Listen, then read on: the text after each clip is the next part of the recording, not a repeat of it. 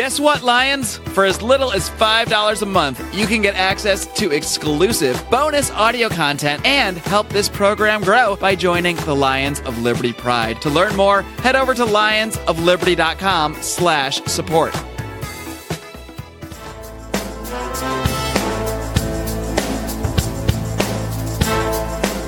Welcome to Felony Friday, a presentation of the Lions of Liberty podcast. Here is your host, John Odermatt.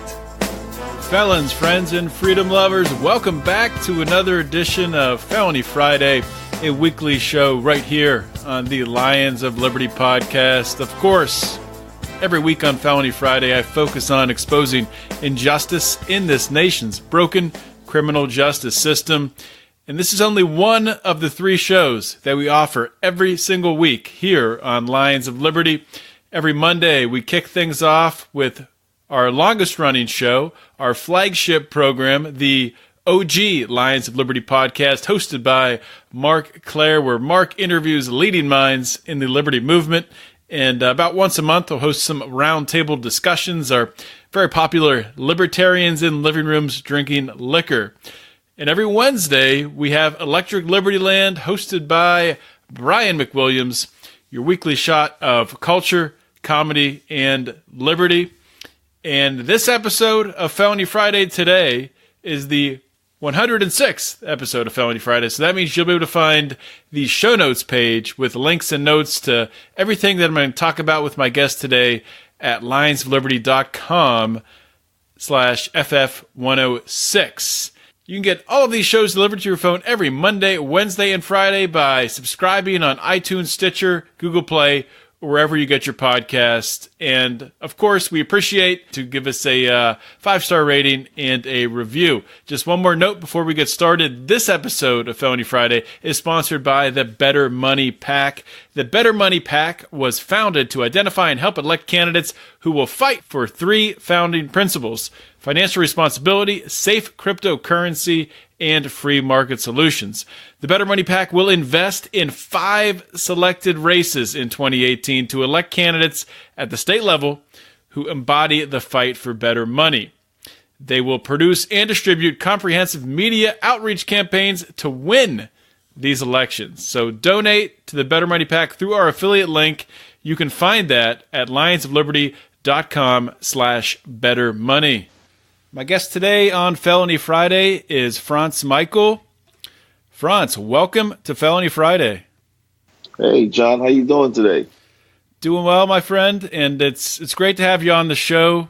And you were referred to me, like we talked about before, by Malik King, friend of the show. Great guy who's told me about a lot of felons, a lot of people with criminal backgrounds, a lot of people who've been commuted by President Obama, like you yourself were commuted back in November 22nd of 2016. And you have a great story from everything you've had to overcome to being the founder of Guns Down, which is helping to reduce the amount of recidivism and teaching people who have been incarcerated the skills they need to be successful in life. So I want to talk about all that stuff, but before we get to that, I want to focus on your story. So we can start at the beginning. If you could just tell my audience a little bit about your background, where you come from, where you grew up. All right, that sounds good. Well, like I said, first I want to thank you for having me on your show. I want to thank you for the work that you're doing. I think it's extremely important for the community. It's extremely important for people to understand what's going on with the federal system. And it's also extremely important for people to understand that there are guys that do come home and actually change and want better, not only for themselves, but for their families and for their community. So first off, that's why I want to thank you for having your show. I want to thank Malik for introducing us. But I'll give you a little background story about myself, like you asked, and to the audience. Well, I come from Brooklyn, New York. I was born and raised in Brooklyn. I come from a very, I have to say, a great family. But I went to school. I was sent to school. I had an education, but I chose the street. I made a series of bad choices that led to bad decisions that led to extreme consequences. Like you said, I was sentenced to life. But before we get into my life sentence, I'll start off by saying I was convicted of conspiracy to distribute narcotics. That's cocaine base, and heroin. Well, my story began when I was 16 years old. And like I said, you can make a series of bad choices. And those choices start to lead to bigger choices. And you become bigger in anything you're doing if you focus and you concentrate. I believe that. And for me, I was concentrating on the underworld. You know, I was fascinated by the lifestyle. I never used any drugs. I never even tried marijuana. But I was fascinated with selling drugs. I was fascinated with the lifestyle. I enjoyed the lifestyle at the time, not understanding what it did to the community. But like I'm saying, fast forward, I was selling drugs a million miles an hour, you know, and my conspiracy spanned from New York all the way down to Florida, but I was convicted in Virginia. I had a lot of contacts, you know, because like I said, in that world, if you carry yourself a certain way, you'll be introduced to so many different things, which to me is really bad. So I was selling drugs, and I got caught. I got caught through a conspiracy. I wasn't personally caught doing or seen doing anything. I was brought into a conspiracy by other individuals that were arrested, and they eventually turned, and that's how I got locked up. So it stemmed from my. Go ahead. Sorry to interrupt. I'm gonna jump in from time to time, but so at any time when you were selling drugs, you're selling coke and heroin, you said you were drawn into the lifestyle, not even using drugs yourself.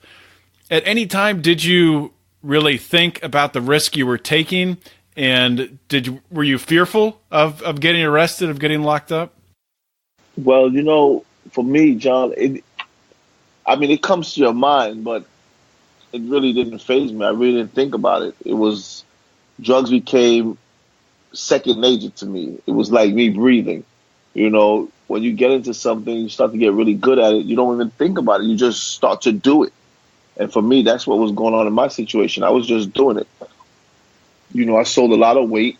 I was never nickel and diming. I never sold on a corner, but I sold a lot. I sold weight, and that's what I did. And like the question you asked is a really good question, but like I think for me and for many guys that were in my situation, I don't think that we think of the consequences as you're doing the actions. You know, when you're finally put in a corner someplace to think about it, then you could replay the action in your mind. I think that's what the situation was for me.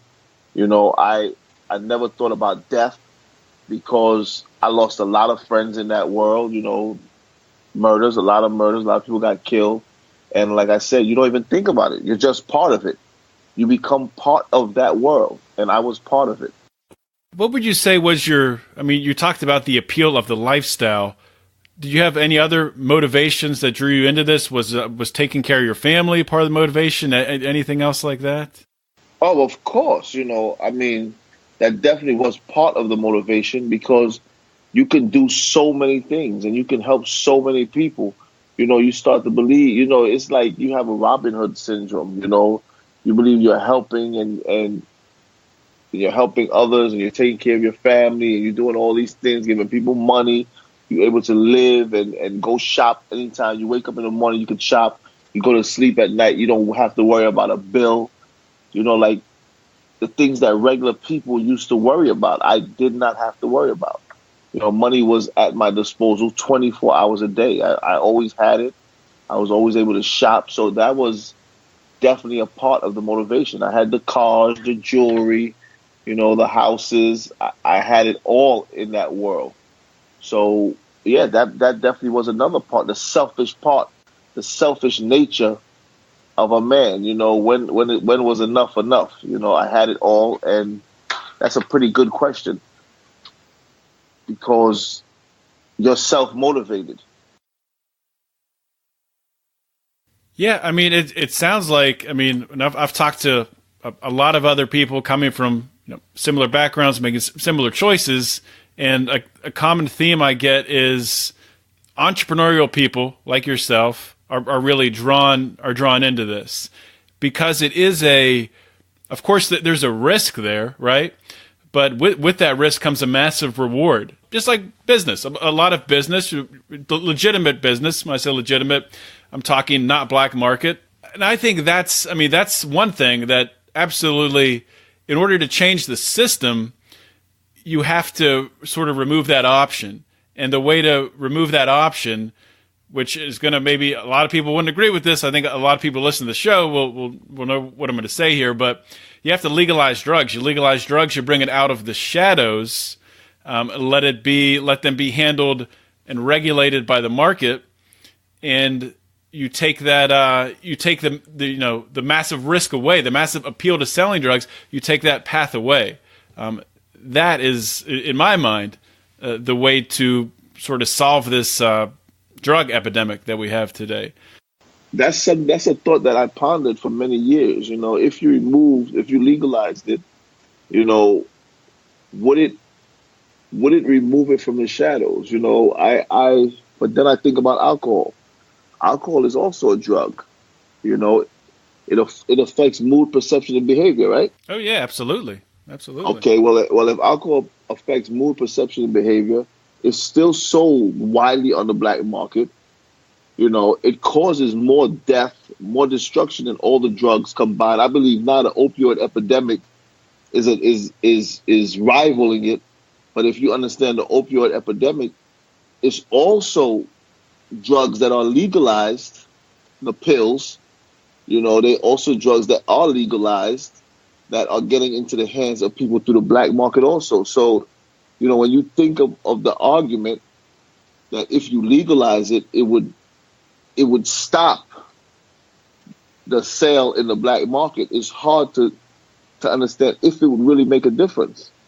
I think it's just this country, the people, we're in a country that has a huge appetite for partying, to feel good. There's a lot of money in the country, so when you have that, it's hard to fight. For me personally, I believe through education, through resources, I think those are the ways that we probably could fight the epidemic. I think you bring up a great point, and I'm probably my first pass there. It's making it sound too simple. But there's a former guest I had on this show, Johan Hari. I don't know if you're familiar with him, but he wrote a book called Chasing the Scream. And I talk about it all the time. I think everyone should read the book. He talks about the beginning of the war on drugs, not only in the United States, but internationally, and the players behind it, and what caused it. He goes around to different countries and really embeds himself with drug dealers to learn, what makes them tick, to learn their surroundings, their culture. He talks to scientists about addiction, what causes addiction. And I don't want to go into too many details, but there's one experiment that I talk about a lot where you have two separate experiments with rats. And in the one experiment, the rat is put in a very hostile environment. They're not given anything nice. There's no other rats. There are no toys to play with. And they give them two choices of water, one with pure water and one water with a little bit of heroin in it. And in that situation, when the rat drinks the heroin water continues to go back to that, to get that fix. But if you do it in a different situation with a rat and you surround them with other rats and they can play and they can have fun and they're not constrained to this small environment, you do the same thing, two choices to drink, one regular water, one water with heroin. They'll try the water that's laced with heroin. They'll try it once, but then they'll just go back and drink the regular water. So to take that one step farther, this has been done, of course, in real life with humans. We can look at things like the Vietnam War. When soldiers were over in Vietnam, they were hooked on heroin, hooked on opioids. They come back and they're with their families, and a lot of them just went right back into society. So the determining factor is really the pain and the struggle. And like you said, a lot of people do have money, but you really don't need a lot of money a lot of times to get hooked on this stuff. So a lot of time, right? It's a way to cope with pain and struggle, and that's right. Yeah, it's stuff like that. So yeah, it's a complex epidemic for sure. Yeah, it's availability. And like I said, and the same thing that researchers show is resources. You keep families together. You try to give help where help is needed. You help stabilize families. There's certain things. You help with school, giving activities. Because there's so much things removed. You need places where kids could go and be kids. Mm-hmm. Where teenagers could go and be teenagers, where they don't have to worry about have the struggles of the world on their shoulders at those young ages. So you understand that, like you said, and like Johan, it becomes a coping strategy. It's a way to try and deal with pain, right? Absolutely, yeah. It's ways of trying to deal with trauma. So if the researchers, and it's understood that those are the things that's needed, then that's the direction that we should be trying to go in. And that's my personal opinion from being in that lifestyle. Because, like you said, all the studies show that you give someone the resources, you put them around their families. It's like me, for example, me coming home and understanding the pain that I caused, understand the things that I dealt with. I could have took two roads. But I also had so much support. I have a loving family. I have children that, we've been in touch with each other for years. And I understand that helped me a great deal transition. I didn't do it all on my own. Throughout the years, I had a lot of support. So that helped me transition. I didn't have to I had to deal with my pain, but I had the resources that were available to me to help me cope through these trying times. And even coming home, coming home, I had family, I had friends, I had people that supported me. There's a lot of love shown.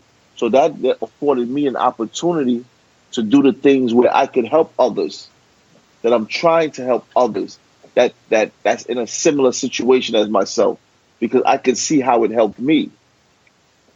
It could have been different, right? I could have came home and maybe after doing all that time, having a life sentence, going through all those things, maybe I could have came home and started using drugs. But because I had so much help, so much friends, so much family, so much support, it helped me help me cope with my situation. Absolutely, and that's the same. That's the same thing that you're speaking of. And I think those are the resources. That's why Guns Down is so important to me, and all the other organizations that's doing similar work. It's so important because I understand that when a guy comes home, when a woman comes home, they need a support system. It's not that people want to commit crime and go back to prison. Who wants to go back to prison if you ever been there? Right? Absolutely, if man. a person been in that environment, who could ever tell me that they want to go back to prison? But if you come home and you can't even get a Metro card, you have a hard time getting ID, you're lacking skills to get a job, you're going to revert back to the only thing that you know in order to try and survive. It becomes a survival mechanism. And that's what I want society and all your listeners to try to comprehend. And I know your show is great because you have people that listen and you have people that want to help, that's supporting you. You're doing a great thing by making everyone aware of the draconian sentences. But like I said, who wants to go back into an environment? Who wants to give up their freedom? There's not too many people that want to do that. Do you think, John? No, absolutely. I don't think so. I think just like you've highlighted, from my experience, loved ones that I know who spent time in prison, when they came out, they had the support, our family and their friends. But there's people that they were in prison with who come out, they don't have that support. And it's night and day difference, man. I'm preaching to the choir here, but if you don't have a ride, someone to come pick you up to go look for a job or to get to a job, or I mean, just small things like that, or somebody to give you a job. Small things like that can be a huge difference, make a huge impact. And I want to talk a lot about Guns Down, but before I do that, I just want to make sure we get to the rest of your story. In what year did you start serving your sentence? You were sentenced to life in prison for conspiracy. What was the time frame there?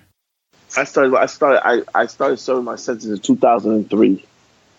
I was held, like I went in 2002. I started serving my sentence in 2003. On January 31st, matter of fact, this month here, I was sentenced. I received my life sentence, but I was already incarcerated, awaiting trial and, where all the preliminary stuff, the hearings and all that. I was already incarcerated. But after I lost my trial, I was actually sentenced to life on January 31st, 2003. So what was that feeling like when you heard that, life in prison? I mean, it's surreal because for me, I never believed I was going to do life in prison. That was like, everyone that's with me, everyone that was with me, everyone that knows me, know that I always said that, listen, I'm not doing a life sentence. I'm going to fight and I'm going to fight and I'm going to fight, to get this up off me. But when you walk into a place, like I remember I was in the county jail, like I said, I was awaiting my trial. And when I had received my life sentence, I came back and it was on the news because no one even believed that I got a life sentence. Because I came back normal, it was like another day for me. But I could never forget there was this young man in there with me. This kid, he was a Greek kid, and he had already been in the system, in the federal system, and he came back down an appeal. And he asked me after he heard, he was like, yo, he was my bunkie. He was like, yo, listen, good.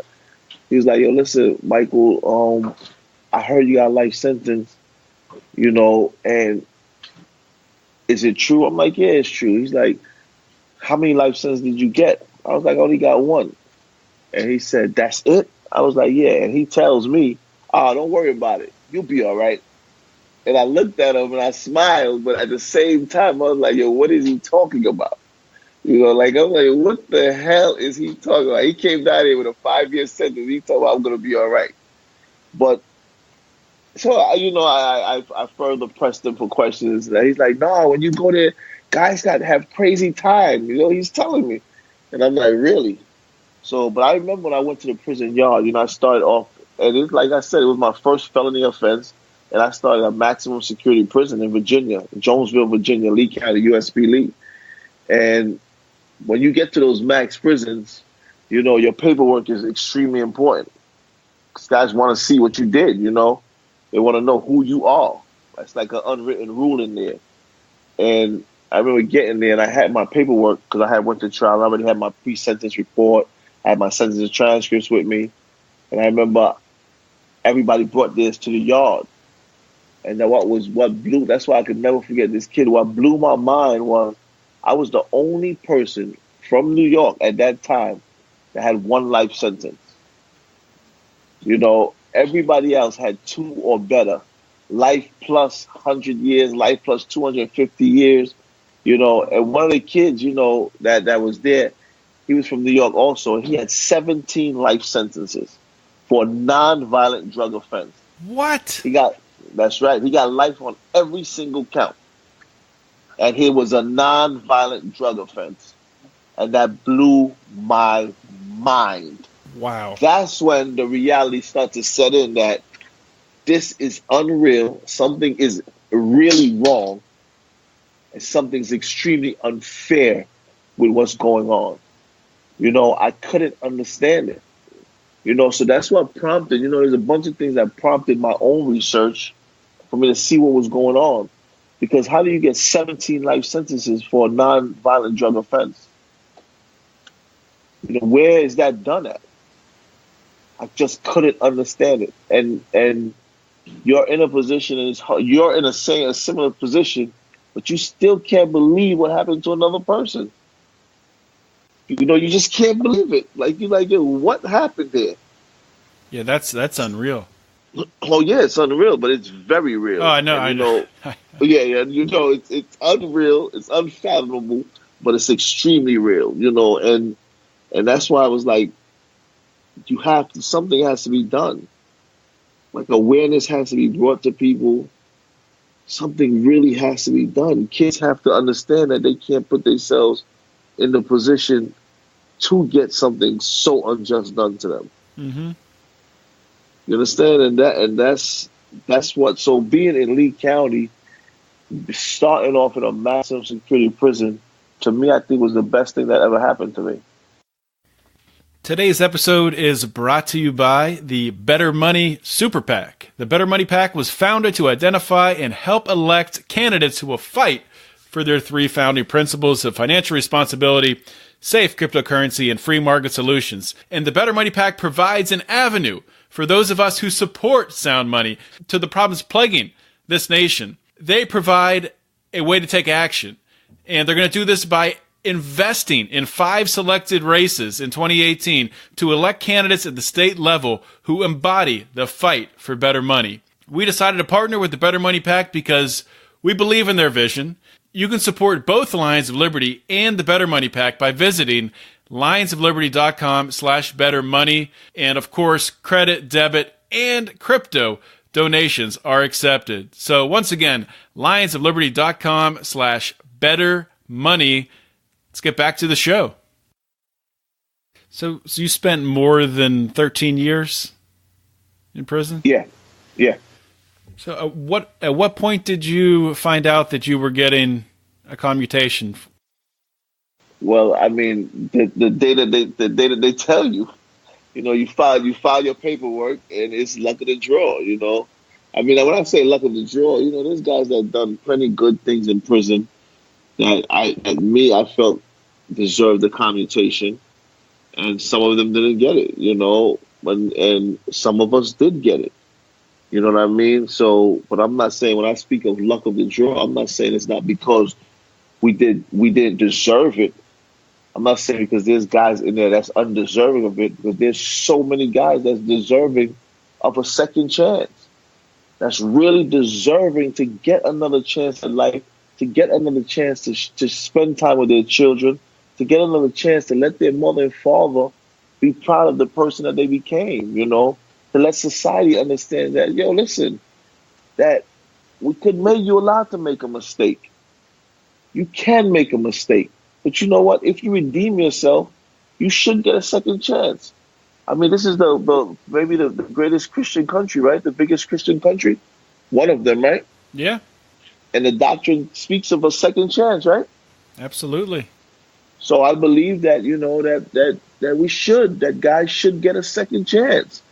If they could prove themselves in the most negative environment, that they can survive and be positive, why wouldn't you be afforded an opportunity to come and show society that, listen, I earned this. I spent 20 years here. I spent 14 years here. I spent 15 years here. I spent 10 years in this place. And I paid my debt to society. And I should be entitled to a second chance. Because everyone knows it's not a secret that the sentences are harsh. It's not a secret. And that's another thing I pondered with that thought. That we know it's a harsh sentence, but sometimes when a person lost a loved one to drugs, or, something bad happened because of a situation with drugs, they might not think it's such a harsh situation. Yeah, I think that definitely plays into it. And, it's interesting that you brought up, this is the largest Christian nation, and it is. But, I had a past guest I had on, Mark Osler. He's written books on, why Christians should be against the death penalty. And, the one thing he talked about, like you were just talking about second chances, he was talking about the need for mercy. Christians believe in mercy, in second chances. But there's probably a majority of Christians in the United States would favor these drug laws that put nonviolent offenders in prison for life sentences, 5 life sentences, all this crazy stuff. because they think that's the right way to go about it. They think that they can legislate morality, legislate a society where where people don't do drugs and people don't people act a certain way, the way that they want them to act. So it's in order for us to change as a culture, as a society that actually embraces second chances, that's a big thing. That's definitely got to change. Yeah, but John, I think I don't think it's because they're bad people that they believe that. I don't think so either. Yeah, I just like, for me, because there's a lot of Christian people that come to the prison and they preach and they come in there and they try to help. They give gifts, they do so many. But what I believe is just that it's awareness. It has to become more personal. The story that's told about most people is such a negative story that it gives them the courage and it gives them the strength to believe in doing those things. It's because they can't see how it affects the child of that person, how it affects society, how it affects communities. I think when it becomes more personal and they come and they actually meet you, because what's on paper usually is not an accurate description of the human being that you are. Absolutely. It's usually not. There's usually another side to the story that's not being told. And I think that's where the problem comes in, that it's more awareness, because a parent, like in my own family, some people will be like, oh my God, well, you know what? Yeah, drugs are bad. This person should have went away forever, until it touched their family. Mm-hmm. And they understand. They're like, oh, well, he wasn't that bad. Maybe he made a poor choice. And I think that's what needs that people need to understand, that, listen, people do make poor choices. They do make mistakes. If every person on this planet was known for the worst thing that they've done, I'm sure a lot of people wouldn't even be able to show their face in public. Mm-hmm. And that's where the problem comes in. The problem comes in is that people don't take the time to understand that, hey, listen, man, this might have been the reason why this person did this, or these might be the reasons. And as human beings, we can be very vengeful. We can hate. I don't think there's a person that's innocent of that, including myself. But when you start to become aware of the situations, when you start to become aware of the reasoning, I remember when I was away, right? I read a lot, like most prisoners do.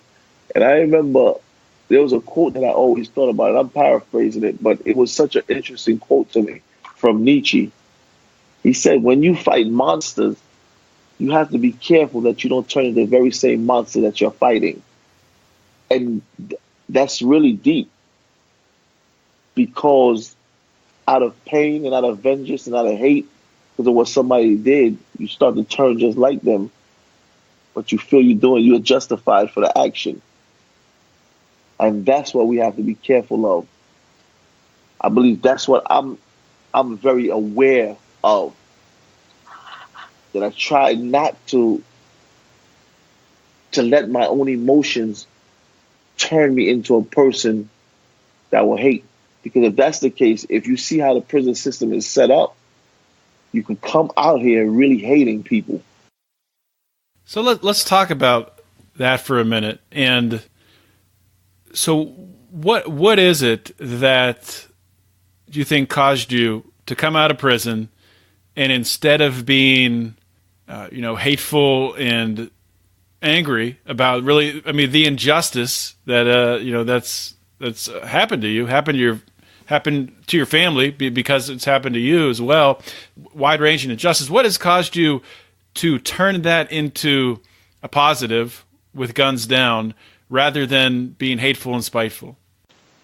Because I did a lot of thinking in there, and I was always a person that was I've always been a positive person my whole life. I always look for the silver lining, the good in people, good in things. But with my situation, at first my judge and I mean, you could just imagine that your judge, the judge that I had, right? He was extremely harsh, and he is extremely harsh in the federal system. He's pretty well known for that, for being, he's no nonsense, period. Like I told you, I was sentenced to life. I came back. He resentenced me to life again. I had one of the issue that I fought on my 2255 that was an issue that should have reversed my case, and I lost it in his courtroom. So I prayed a lot. I did a lot of work in prison. I taught a lot of classes. I taught victim impact, and I used to see mothers come to the prison that lost children. So that started to make you really conscious, of what's going on. So it was a level of consciousness that helped evolve my mind.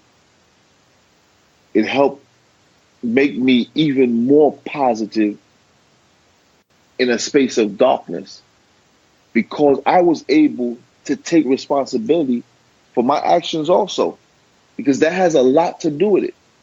You have to say, yo, listen, man, maybe I was doing something that wasn't right.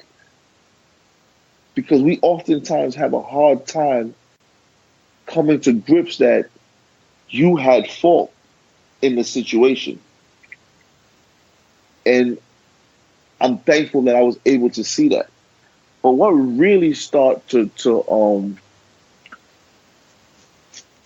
we were teaching a program in the prison system that they brought children up there, they brought young adults, teenagers, and I seen the path that they were on. And it's like you look at yourself, you look at a reflection, and you're looking at this and you're saying to yourself, like I'm saying to myself that, yo, listen,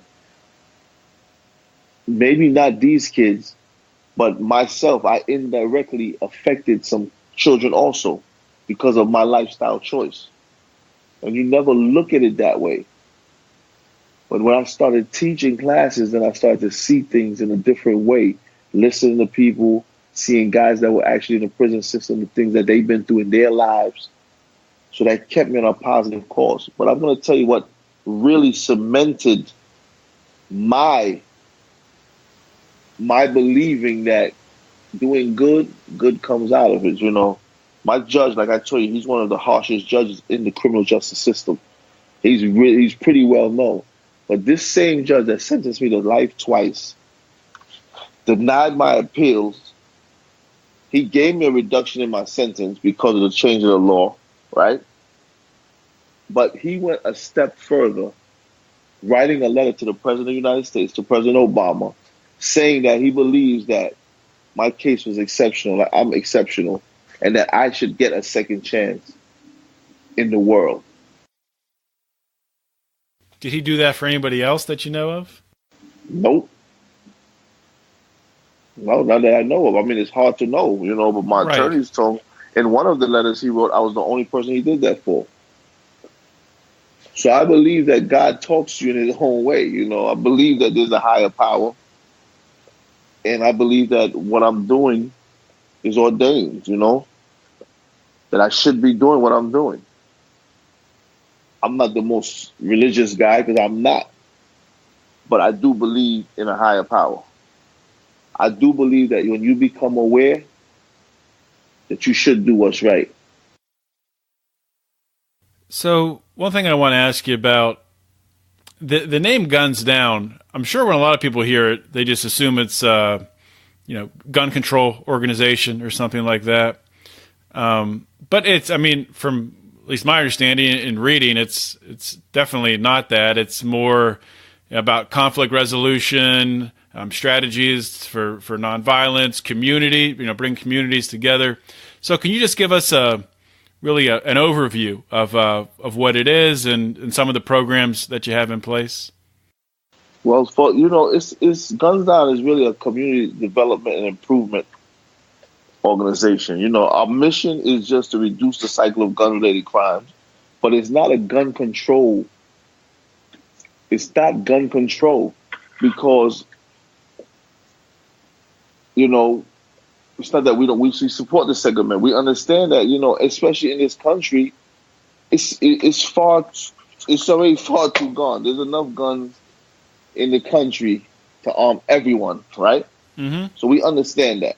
So what we do also understand is education. It's giving people resources. It's conflict resolution. Giving someone another choice to resolve their problems. I tell people, right? And this is what I always talk about, John. Prison have the most violent guys, right? Right. So why hasn't anybody got shot in there? It's a lot of conflict resolution. Why isn't everybody in there dead? Right? Yeah, because men find a way to resolve their conflicts. I'm not saying there's no stabbings in there, because people do get stabbed and people do die. But there would be a whole lot more dead people if we didn't understand and find a way to resolve our conflicts. Wouldn't you agree with that? Absolutely, yeah. So it's really about finding different ways to resolve conflict. It's about giving opportunities to young men and young women for them to know that, listen, you don't have to resolve to this. You can resolve to this. You could choose to do this instead of that. It's all about opportunity. And we want to offer education, opportunity. I have one of my friends that's going to teach a class here for me. And it's about, because he, at 18 years old, he went and got his gun license. This is when we were kids. He was 18 and he went and got a shotgun license. But you know what? He hasn't killed anybody with that shotgun or the firearm he had. And it's not that he didn't have fights. He did. He had plenty of fights. But you know what? He understood that this is for a reason. He was taught that this is for a reason. This is not to take another human life. And all these years that he had a firearm, since we were 18 years old, so that's about 20-something years he had a firearm. And he hasn't killed anybody with it. And that's when he was impulsive. That's in his capricious years. You understand? Mm-hmm. So it's about education. It's about giving opportunity. It's about making people understand that we're not each other's enemies. I'm not your enemy. How do you go out and reach people and get them into the program? What kind of what attracts people and brings people into the program? Well, for us, right, because I was away, a lot of guys knew that I did teach programs. They know I'm serious about what I'm doing. They send people to me. But like in the summer, I had in Brownsville, Brooklyn, I had a basketball tournament 4 weeks. I had it with one of my colleagues, and we brought over 400 kids over there, and there wasn't a shot fired. Right? Mm-hmm. There wasn't one shot fired. There wasn't even a fight. And there were arguments, but we resolved it. But the kids, they had something that was more interesting to them than hurting each other. They had that game of basketball. They had T-shirts. They had free soda. They had free. What did I have? The Snickers, not Snickers. The fruit bars. They had Gatorade, and they just were kids being kids, having fun. And if you understand Brownsville, Brooklyn, and you can look it up later, that's a lot. And to do it for 4 weeks without a shot, that's a lot. We had no police presence. It's not like we had officers out there helping. No. Right. It was just the community. So that told me that if you give them the resources, if you see an argument start and you immediately go into and help resolve the problem and show them the reason why they shouldn't be fighting. or arguing. You know what they do? They laugh, pat each other on the back, say, "I get out of here," and they keep playing ball. So it tells you that, listen, you just need the resources. You need resources. We need resources. We need help. We need the community to help. Mm-hmm. That's what we need. We all need that. Everybody needs that. We need the community's help to make a change. Everyone has to become part of it. And with that, with something like, with something like a basketball tournament, that might seem small to people listening. And I'm not familiar with Brownsville, Brooklyn. I'll take your word for it, obviously. But that's something to build on, right? That's right. It's something that the community sees. They see, this basketball tournament went on for 4 weeks, no violence. That's a building block. That's how you build a foundation. That's right. No, I'm saying, and that's what we did, and remember, it happened. I had it in July to August. Remember, I was just home. I wasn't home long. I came home in December. And we did it in July. But that opened up my eyes to say that, listen, it's possible. We can make this happen. It's definitely possible. When I was away, my son got shot, He didn't die, thank God, but his best friend died. 2 of them got shot. And those are the things that I thought about. And I see you bring the resources, because I would ask questions. I would ask, like, yo, what's going on? And you would hear the same answers from the kids. We don't have nothing to do. Everybody's saying they're going to help us, but they don't. That's what you hear. Yeah. And one of the reasons why things are the way they are, especially in inner cities, the fabric of the community has been torn apart and attacked by this war on drugs, by putting people in prison, locking them away, locking fathers in prison. Yeah. But I think I've probably kept you longer than we talked about initially. But this is a good conversation, and that needs to be had. And I just want to give you the opportunity before I let you go. Please tell my audience how they can help, how they can donate, how they can learn more about Guns Down, and anything else that you want to plug or talk about. Oh, thank you so much, John. Well, with Guns Down, we do need help. It's a young organization. We need everything. We need funding. We need grant writers. We need people that can help us expand what we're trying to do. We're trying to bring resources to the kids. We need donations. I have an office in Brooklyn. I have a room with some computers that were donated to me. I'm working hard. We need instructors. We need people that's willing to not just donate money, but donate what they learned in their lives.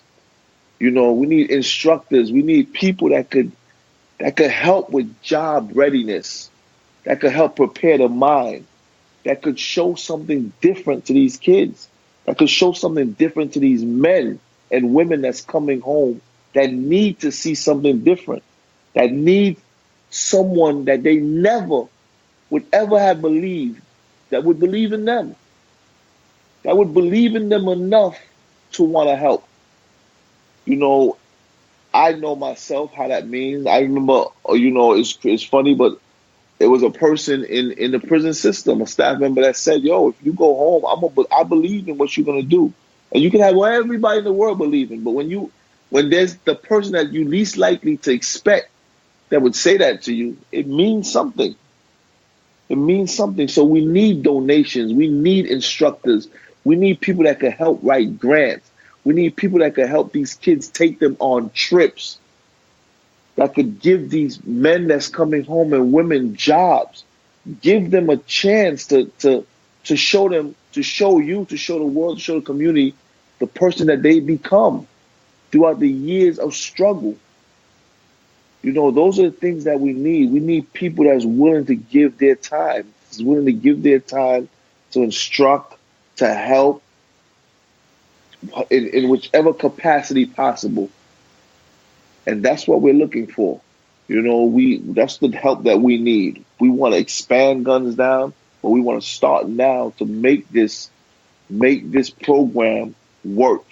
We want it to be a program when a man is leaving prison or a child is having a hard time, they know that they say, you know what? We can go to this organization and they'll help us. They'll help us transition into the person that we're trying to become. The world might not believe in us, but they will believe in us. And John, that's what I need from you to, let your audience know that it doesn't matter where they're at. If they want, instead of going to spend vacation on a beach somewhere in a sandy, beautiful ocean, come spend some time with a few kids, and help them out. Help make a difference in their lives. That's what I need. I need the help of the community. And when I say the community, I'm not talking about just the community that we're in. I'm talking about the community, the community, this whole United States of America and abroad. That's the community I'm speaking about. I really appreciate the plug. I want to thank you. I want to thank you for having us on. I'm looking forward to working with you also. And I believe that we could make a difference. Absolutely. And I'll link to everything on the show notes page. And I just want to repeat and encourage my audience, the Felony Friday audience, to get involved. Think about this for a minute. Frantz just got commuted in November of 2016. We were just talking about before the show. This was your first Christmas and New Year, without having an ankle monitor on or anything. Really having freedom. And all you've done already to this point, you haven't even been out a year yet. Like, truly. Yeah, just touched my ear. Just touched it a couple of days ago. So it's my first year. But I only been out 8 months, able to move around. I was in the house for 4 months, so I haven't been out actually in the street. And I have a job at a law firm. I was hired. One of the people that believed in what I'm doing, he gave me a chance to work at his law firm, and he has a pretty big law firm, So, and they like what I'm doing, like my work. I come there, my work ethic is on a million, and it's helping me, just to be able to survive right now. And I'm here. I come to the organization every day. I'm pushing hard. I still go give speeches in high schools. I go talk to kids. I've spoken in colleges. I even took my daughter to speak at Fordham University about the impact of incarceration on a child, on a father and child. And we do that also. So anyone that wants us to come out and speak about how schools, colleges, sociology programs, anyone that needs us to come and speak to show the impact that prison has on a child and a father, I'm willing to do that also. That's how important it is to me. And not only to the people out here, but to the guys that might be listening inside or their families, how important it is to stay in touch with your children. Write them. Even if they don't write you back, write them. Tell them that you love them as often as possible. Because you might not think it's making a difference, but it's making a difference. So anybody that's listening that might have a loved one incarcerated, you make sure you tell them that send a card to their kid. Whatever they can do for their child, just do it. Just do that. A little letter with a "I love you," send it. Because when they come home, they'll see how much it impacted that child's life. The organization is gunsdown.org. You got everybody that's listening, they can look it up, gunsdown.org. And like I said, we're definitely about awareness and crime prevention for all the listeners. Well, that is powerful stuff. And I just want to thank you again for coming on the show. And I look forward to talking with you and working with you in the future as well. Thank you so much, John. Thank you so much. And like I said, continue doing what you're doing. We really appreciate you. And we're looking forward to working with you also. All right. Thank you. Thank you. Thank you guys for listening to today's show with Frantz Michel. Really an incredible show. It's incredible what Frantz has been able to do in the short amount of time that he's been out of prison. I mean, it's incredible bringing these programs together to help kids just amazing. I mean, I can't wait to hear what he's doing a year from now, 2 years, 5 years, 10 years from now, the impact he's having. So just a really enjoyable guest, really enjoyable discussion, everything that he's overcome, everything he's changed in his life to make him who he is today. Just a great story. This is what Felony Friday is all about, sharing stories like Frantz Michel. And although we didn't agree on everything, we didn't really get into the details of it. I didn't argue with him or push back, but we did have a small disagreement there, if you caught it, on legalizing drugs. And that's okay. You know, I'm not going to go off course in the middle of an interview and argue with one of my guests about legalizing drugs and why it's the right thing to do and why it would make it safer for everyone involved, being the users, the drug dealers, people who aren't even involved, just collateral damage of violence happening on the streets. But it would make it safer for everyone involved if we brought drugs out of the black market, out of the shadows of society, and out into the streets. But I'm not going to go into that in the middle of an interview. But you know what? I talk about it a lot in the show. I've talked about it a lot in the past in the show. You can go back to older episodes and check that out. And I'll be talking about it actually a little bit on next week's show when I'll be interviewing Rocky Fahrenberg. Rocky has had his struggles in the past with drug abuse, drug addiction, and he's had a lengthy criminal record as well. But he's turned his life around, and now he's running for state-level office in Idaho. And he has a very libertarian-esque platform, even though he's running as a Republican. So Rocky and I will have a very interesting discussion, so tune in for that next week. And guys, if you haven't joined the Lions of Liberty Forum yet, you got to get in there. We've been having some great discussions. In fact, just this past week, we had a pretty cool discussion talking about the case that I'm sure everyone's heard about, or maybe you haven't heard about it. But in Texas, a couple weeks ago, there was a 23-year-old woman that she went on a date with this multimillionaire lawyer who lives in a mansion that came back to his house, and she was a little bit intoxicated, and she sort of kind of damaged hundreds of thousands of dollars worth of his property, sculptures, paintings, ripping paintings off the wall, dumping wine on them. And it came out just this past week, I believe, on Wednesday, that she might get charged, and the prosecutors might try to get her life in prison for that. So we had a little impromptu, is this a crime? And should she do time in the forum this week? And I think almost everyone agreed that, of course, she should have to pay for the damages that she caused. But getting locked away in prison, I mean, what good is that going to do? That's not going to help her to pay off her debt. It's not going to expedite that any more quickly. You know, of course, I like to, in situations like this, I like to harken back to one of my favorite Seinfeld episodes when they're talking about Jerry and George are starting their own sitcom, and the one part of the sitcom is that something like a car accident happens.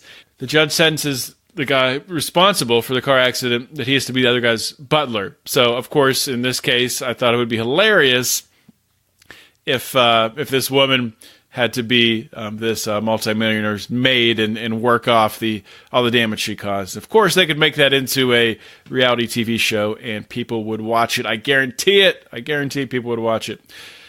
Anyway, that's what we talk about in the forum. It gets pretty crazy in there. You can join the forum by going to Facebook and typing Lions of Liberty Forum in the search bar at the top, and we'll get you in as long as you're a real person and not one of those crazy profiles that I've been seeing recently where it's a male's name but a female's picture. So what the hell? These scammers aren't even trying anymore. They're just not even putting a female's name to try to scam people. Anyway, as long as you're a real person, you'll get in. And just one more note, guys, before I let you go.